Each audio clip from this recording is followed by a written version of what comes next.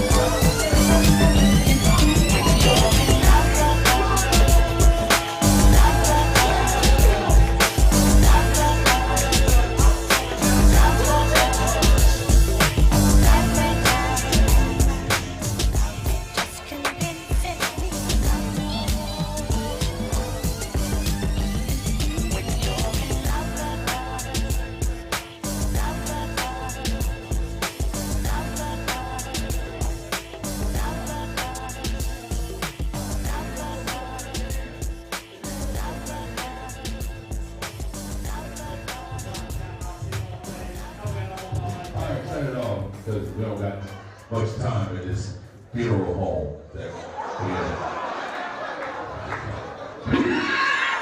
we got 2 hours in this funeral home. Come on, yeah. Well, y'all came in like this. This is the nicest funeral.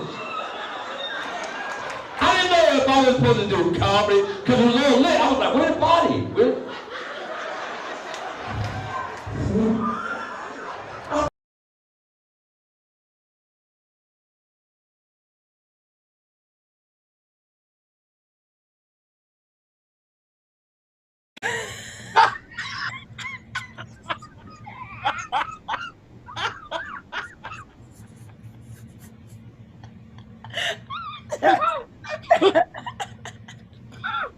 So when you come to Caroline's, and I believe I got you on the I think it's the 18th, right? Is the 18th? But you know, once again, old man thing in here. What can our audience expect from you? They can expect the unexpected. I like high energy. That I think that every comedian says that, but I like high energy. I like talking about my family a lot. And they can expect me to look good as hell. Okay? Listen, it is important to hit every stage looking like $1,000,000 because that's what I'm trying to attain that. So you have, it's the law of attraction. So I'm going to look like a couple million, and then I'm going to stick them up and tell them to put money in my Cash App because I do that.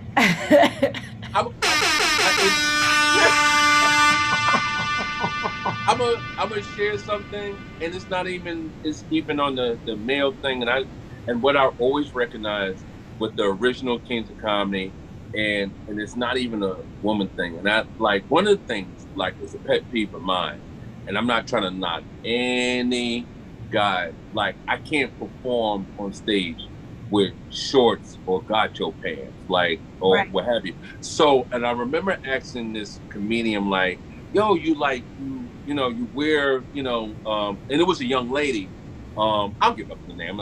Is Ida Rodriguez, right? And I'm like this. You know what I realized? Like, you don't like, you like some people like, oh, I'm dressed down because of this particular show, what have you. Is it important? Like, is that missing with entertainment? Like to dress up? Yes, it's missing in every aspect of entertainment, not just comedy, but back in the days when my parents were younger, they used to look at all their entertainers and be like, I want to be like that. I want people to look at me and be like, I want to be like that. I can't have people paying $35, $40 a ticket to come and see me and I look like them. No, I look like what you're trying to attain to be, sir, ma'am. You know what I mean? Like, they don't groom entertainers anymore for being able to give an interview, to look apart. They just allow people just to be willy nilly, and it actually annoys me because my parents are much older because I was the oops baby, which means all my siblings are much older than me. And then I came along and my parents didn't parent no more. That's why I'm a fool. So so I came up under parents who had that idea. Listen, this is how you present yourself. My mama get mad if I don't comb my hair to go to the grocery store. Literally. That is the type of woman that she is. And if when you get to meet her, you'll be like, oh, I see what you're saying. She's Diana Ross. Uh-huh. Is Yeah. is that a southern thing, or like, do you see that like northern thing is it a different thing? I Yeah, it might be a southern thing, because we go step out the house looking good, looking great at all times. But what I realize is that it all depends on where you live. It does, because I dress up for parent teacher conference, and then you got the parents coming in there with camouflage on, and you're like, okay, so they just went deer hunting, and I'm over here, but I like to present on every level, no matter what I'm doing. So I'm going to present for my kids, and the other kids in the hallway be like, "That's your mom." I'll be like, "Yeah, I'm fine. Hi, look at I look better than your mom." While I'm trying to pull a daddy, you know what I'm saying? Because I live in a good area where black people got good jobs. So what I'm gonna do? I gotta check on because there was another young lady that was supposed to try my. I don't know what happened technically. Um, my girl, dark child from Philly. So listen, I want before I switch. I'm gonna check in on her and I'm gonna ask Control just to do us like a pause break. Where can people find you if they want to follow you and get updates or where you are? Where can they find you? I meant to tell that to Marshall, but he was on the staircase doing what he needed to do. Yeah. Well, they can find Marshall in the old people pages, the elder codes pages, under AARP recipients. Yes. So there, y'all find Marshall there. And you can find me on all of my social media. It's at Algiers, Algiers Diamond. All of my social media is Algiers Diamond. Except for my TikTok, it's Algiers Diamond number one. Number one. So help me. I have never did, and forgive me. I have never did the Essence. My only experience to New Orleans is when I taped BT. This is so many years, but it was like an in and out. I was like an in and out, so I never really felt the city, and I never did the Essence Fest or what have you. Where is Algiers? Oh, Algiers is across the river from downtown, so I could stand outside my mom's porch and look over the river and see downtown, see all the buildings. Yeah, I was 7 blocks from the river. So stand by. Let me check in with Dark Chocolate. I don't want to lose you yet, and I'm not going to hold your whole evening like we ain't making like this a telethon. Hey, Control. Kids. This will be our little intermission. No doubt. Yeah, let me check in on Dark Child. I want to try to bring it, see what if it's a techno, what have you. Hey, thank you for your patience. And let me check in.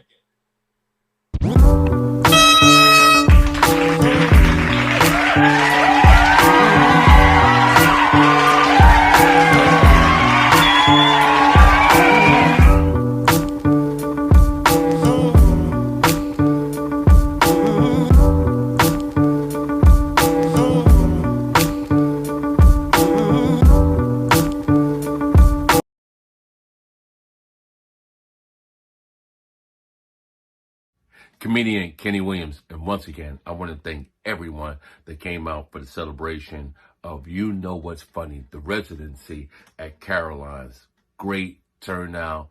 So, hey, the show starts at 6 p.m. Doors open at 6 p.m. Be in the building. The parking is good. Showtime at 7 p.m. This is Caroline's. This is Times Square. This is not 7:30. It's not 8 p.m. It's 7 p.m. You don't want to miss any part of the show. Got a great lineup. You're in for a treat.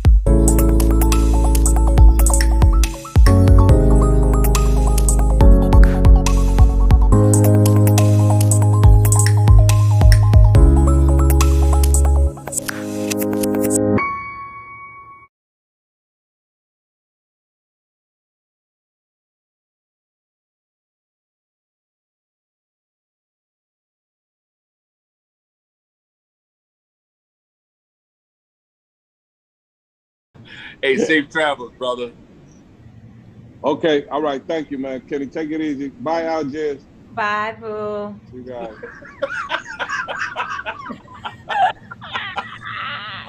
So you know about that road life, man. And this is what I want to say to you. So how long you been doing it? 10 years mostly, but traveling for like 8 of the past years or so. Yeah. So I got to ask you this, and it's so funny that and not to get into the whole thing. You're a mother, Yes. right? You're a mother, and a lot of men don't see that. I guess I just pay for, as far as like understanding. How do you make that transition? Because a lot of times, men, we're not the primary caretakers of the kids. A lot of times it's the mother. So how are you able to do this and pursue your destiny, your dream? You want me to be serious, or you want me to tell you I told my husband, nigga, please, you better watch their kids. You better watch these kids. This will not be a happy home around here if I can't do what I want to do. Okay? That's basically what I told him. That's what I told him that. I was like, listen, I popped them out, now it's your turn. But and not the luxury is not even luxury. The blessing, the gift, is that you have a great support system. Like you can say, hey, this husband or this man is going to take care of. Like some, as you know, a lot of young ladies don't have that support. Like they have this husband, what have you, to take care of. Is that support, like, does that make a difference? It does. It makes the world of difference because I do have 4. I have 4 kids in all levels of schooling, and 2 girls, 2 boys. And he promotes me, he uplifts me, he gives me encouraging words. He makes sure I'm everywhere that I need to be. He's my booker. He books my flights. He books my hotels. I don't have to do anything. When I say I don't have to do anything, the only thing I need to know is how to aim and shoot, because he bought me a gun because I travel by myself. He'd be like, look here, we gotta stay at that range and make sure that you got a shot. You know what I'm saying?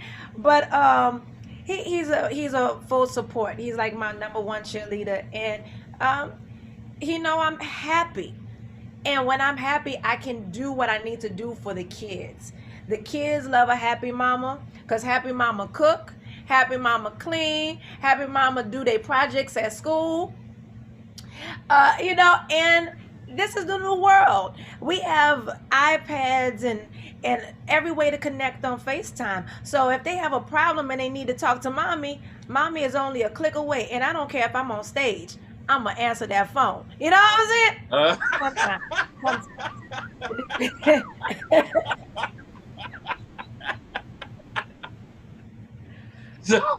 So I'm gonna pose the same question as far as like with Marshall, and I'll say that whole thing, the region. why New York and not LA? Like I know you probably hit LA, but why like hit New York? New York. I like New York. The New York stages and the crowds. The crowds there are very, very receptive, and New York get a bad name because everybody's so hard up. Everybody not hard up in New York. They show you love. You know what I'm saying? I love New York and I love DC, and so those are my main areas that I love to go to because there's a support system, and I have a lot of friends, other comedians that we have a support group, and uh, New York is cool, man. I'm putting on my Timberlands. You know what I'm saying? I don't walk around, you know. So you're familiar with New York? I mean, through with social media, it's like you don't even have to be a troll. You can like this. Wait, who's that? You say, so you're familiar with the New York scene? Yes. Oh yes, sir. I've been on a few, plenty of stages in New York, because it's where I live at is not far of a drive, and I like Okay. it. Yeah, because I go to New York just for lunch and come back, I'll be back home for dinner. Okay. So tell me your connection as far as Griffin Icon. You have a podcast, Yes. right? What's the name of your podcast, and what's your podcast about? It's called I'm Just Saying because I'm always saying something. And I have an opinion. I like to do a little spin to the opinions, my opinion on world topics. I am a big news watcher. I love politics. I'm into that. I'm into calling white people out on their stuff. Hey, white people, y'all watching? And see, I'm sweet, you know what I'm saying? And then I'm sour, like the sour patches. I'm sweet and then I'm sour. So I can reel, the Palm Pilots in and then tell them about themselves real easy. So I'm gonna throw a topic. It might be a general topic, but I'm gonna throw this topic, and what comes to mind?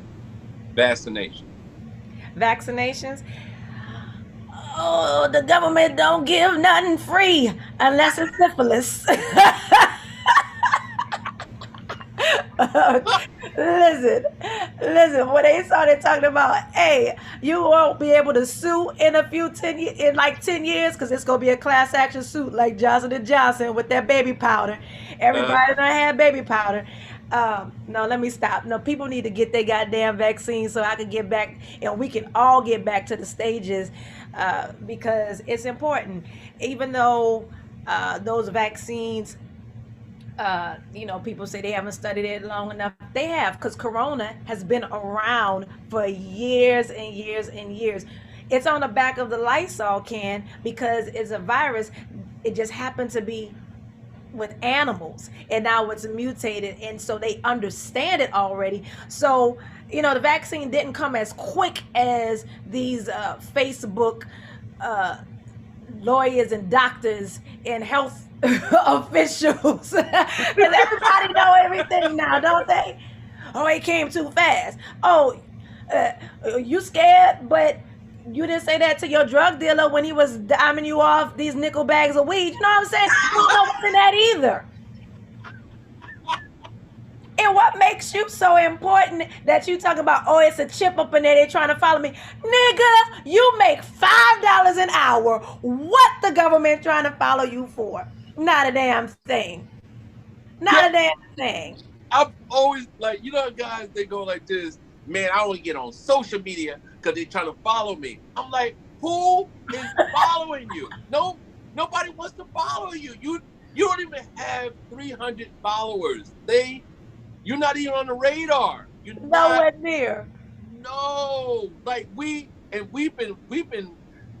pop our names up, it pops up, but we're not even like on the grand scheme of thing on the radar. And you go like this, like health wise, I said, I just don't I don't get it. And then even with the simplest, the whole thing is like, y'all not even like really, y'all didn't really read up on it. They didn't Right. inject us with syphilis. What they did, they knew that you had it, and they just said, "Let me see what happens."